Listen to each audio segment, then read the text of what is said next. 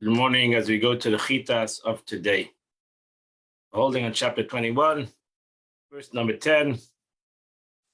We are holding on the portion of Kiseitze. Kiseitze lamacham alevecha, if you go out to war against your enemy. When the son Hashem alekecha beyadecha, the Eibishter will put him in your hands, the Shavisi Shiviyai, and you will capture a captive. Rashi says, the Torah is talking about not an obligational war. Like we mentioned last week in the Torah, you have to go out and destroy the 7 nations in the land of Eretz Yisrael and Canaan.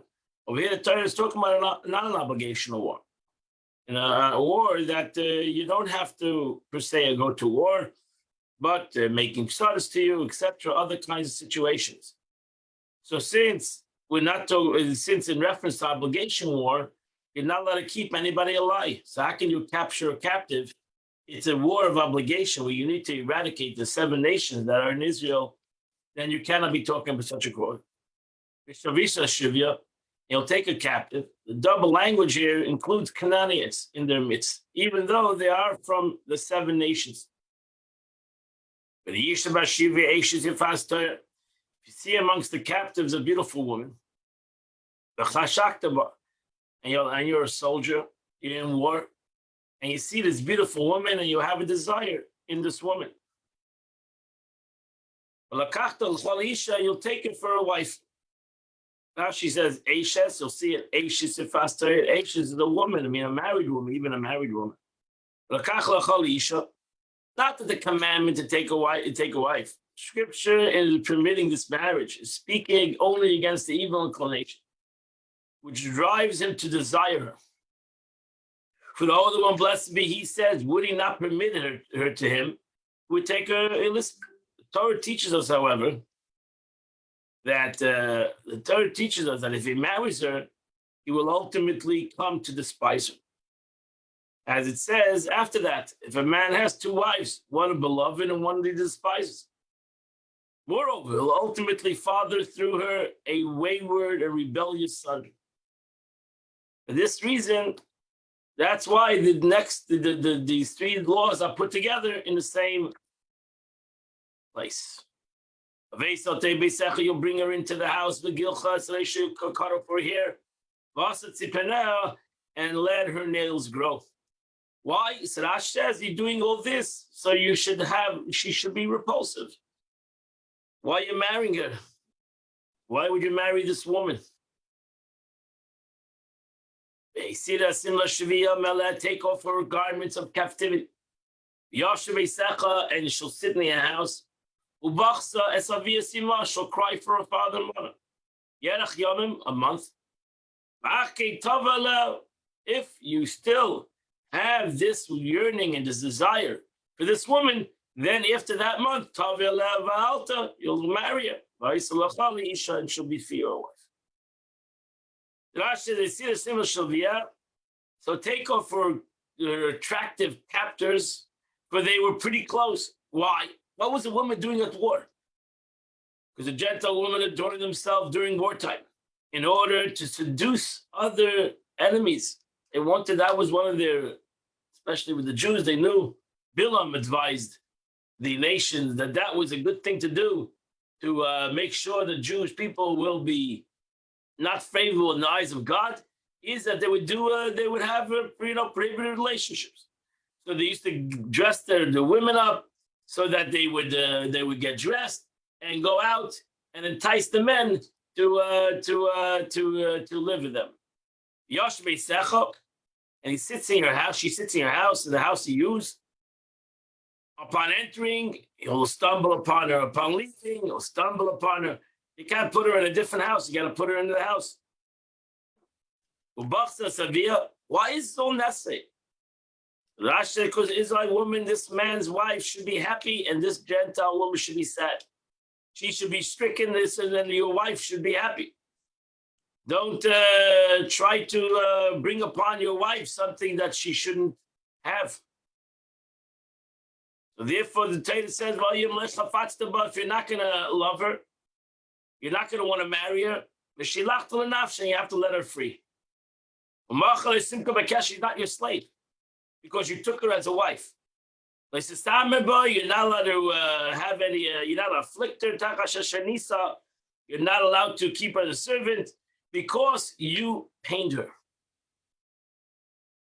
Rashi, the scripture over here, the Torah tells us ultimately they'll dislike her. You had a moment of fatal attraction, but ultimately it's not a true relationship. Rashi, this means you must not use her as a slave. In Persian language, the term slavery is imura. Verse number 15, if a man has two wives, a woman that he likes and a woman that he hates, and he has children, both of them have children. And then God has the last laugh. The angel gave the oldest son to be the woman that you hate. It came the day when he passes away. What he has, the children that he has, they inherit the father. You cannot say in your will that I'm going to give more to the child that I love, for the wife that I love, to the child of the wife that I hate. Because it doesn't work that way. Because when it comes to for dividing your property, the first son gets a double property. So if you have 2 children, if you have 10 children, or we have 5 children, you divide the property into 6 parts, and the first son gets 2. Whatever he has, because he's the beginning of his strength. He has the law of Bechir. As I said, you divide it into whatever, how many children, how many sons, we're talking about sons over here, how many sons you have, you divide it into an extra part, and then he gets that extra part. From here we learn, for the firstborn takes only double share from what the father is entitled to after demise of his father. For an uncollected debt, as he does from what he is a father, actual possession. So in general, whatever your father has at that time, even debts, but not what the father could have had, should have had, or will have. Let's say suddenly the father's property is doubled. He gets whatever the father, the value of the property, and all the money and everything that was there at the time of death. Here we learn the law of dowry, not dowry, sorry, the law of inheritance. And the law of inheritance is that the first son gets double. Verse 18, if a man has a wayward child, and then he doesn't listen to the voice of his father and mother, the Gemara over here tells us that this never happened, because 99.9 impossible to happen, the way the law of the Torah is written. So the Torah over here is giving us a law that never happened and cannot happen, as the Gemara says, cannot happen.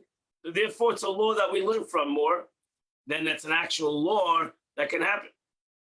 So if a mother and father have a child that is a wayward child, he's not listening to that.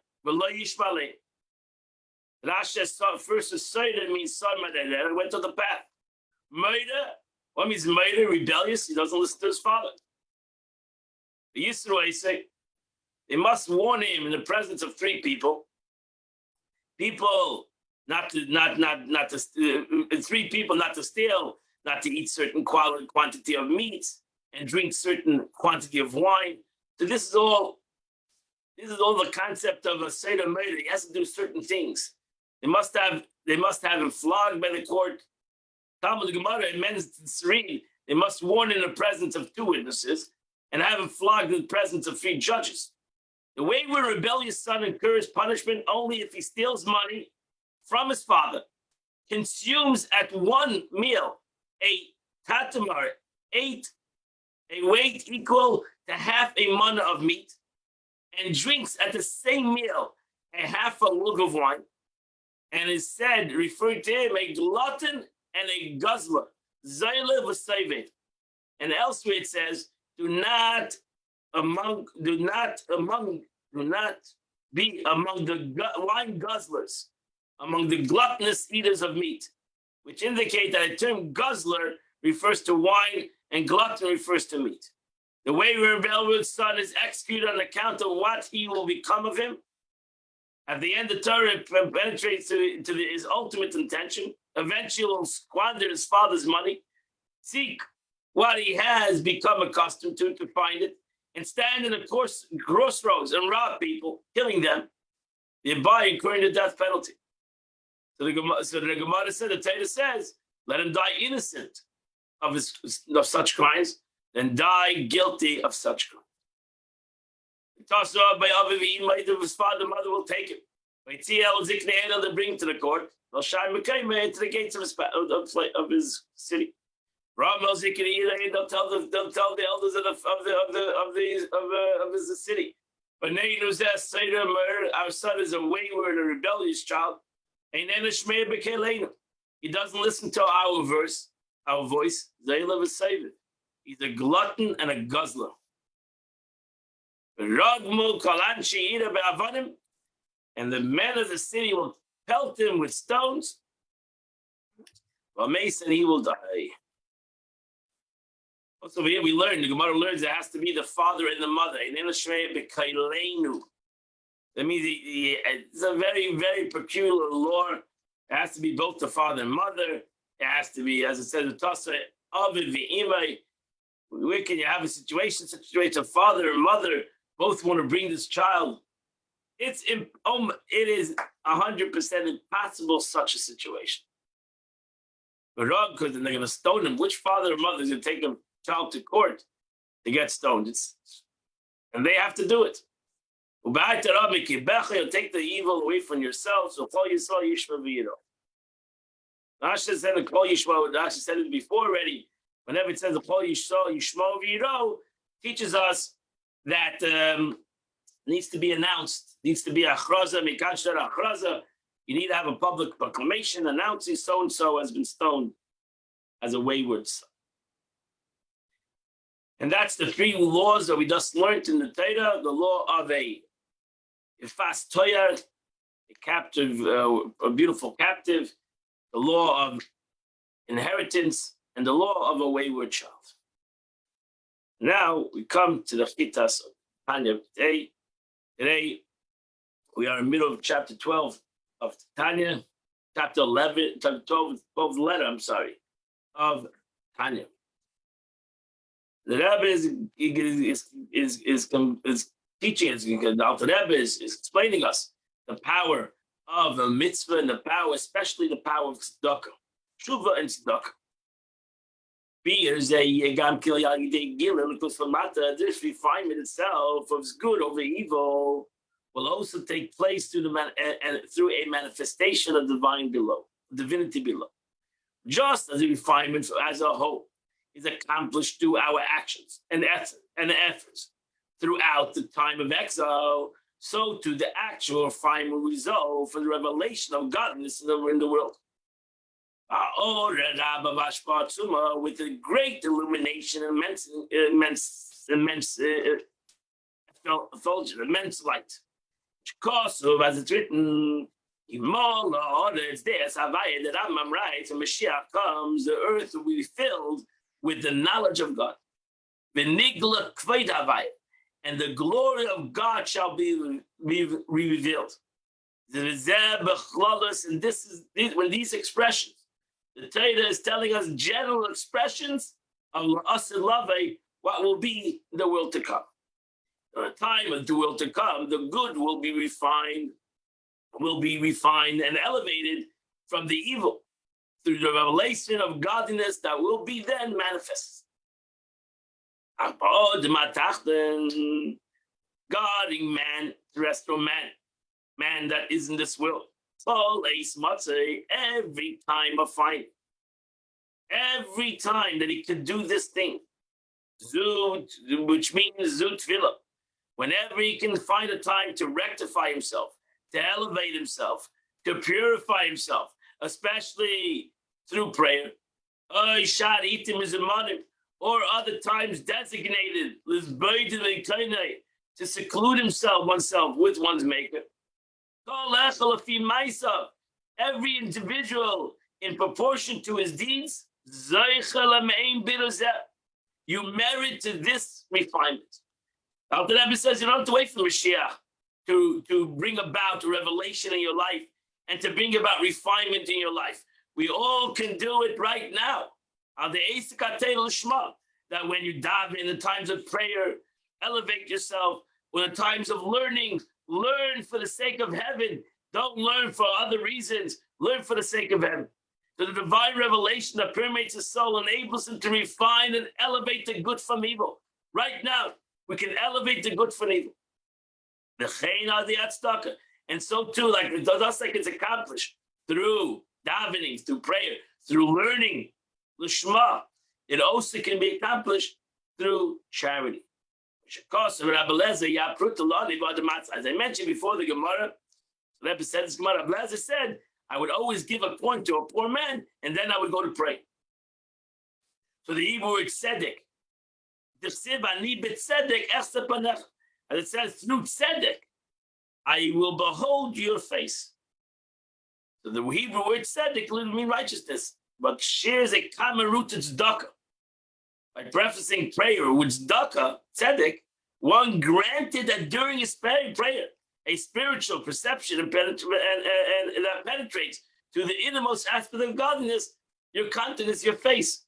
So that Eliezer said, since I want to receive godliness through my prayer, I want a revelation of godliness through my prayer. The best thing is to do is to give tzedakah before I pray. So now I'll have a double whammy. I will give tzedakah, which is one level of revelation, and that will let me even create a bigger revelation in my time of my prayer. This revelation during prayer is manifested illumination and diffusion of knowledge and understanding. To enable the one to meditate on the greatness of God. And to bring about from that intellectual generated awe and love. Is know what the power of his abundance, of the power of meditation and prayer, what it accomplishes in our soul. Days and and through this is abundance, and through this revelation, we have the main thing is bitter. We have the good is extracted from God and elevated to him, and the evil is separate. Because as it's written, the